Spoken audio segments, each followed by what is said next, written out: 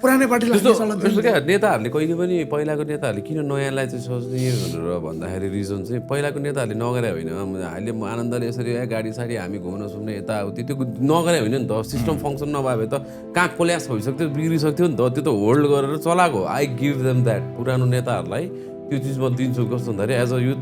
भनौँ न as a त्यो हो बुढाहरूले होल्ड गरेर त्यो सबै चिज मिलाएर अहिलेसम्म आएर हामी यहाँसम्म यताउति के गडबड भयो के भयो तर यहाँसम्म ठिक छ नि त गाउँको सुन्तला अहिले आइरहेछ बजारमा होइन गाउँको सुन्तला आइरहेछ बजारमा अब बोलेर जान्छ गाउँमा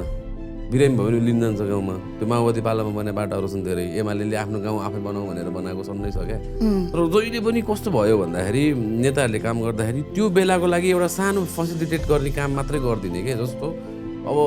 बाटो बनाइदिएँ मैले भन्छ उसले होइन बाटो मैले बनाइदिएँ भन्छ तर बाटो बनाउने फिजिकल्ली बाटो बनाउने मात्रै होइन कि त्यो बाटो अब बन्न सजिलो बाटो बनाउने पोलिसी पनि बनाउनु पऱ्यो क्या त्यो पोलिसी लेभलमा चाहिँ लड्न गाह्रो छ नि त पोलिसी लेभलमा त तिमी ट्रुथफुल्ली लड्नु पऱ्यो सबैलाई भन्नु पऱ्यो सबैलाई सम्झाउनु पऱ्यो एकदम गाह्रो काम हो क्या अनि तिमी यदि पोलिटिक्स तिम्रो क्लिन छैन भने तिमीले सबैलाई एकत्रित गर्नै सक्दैनौ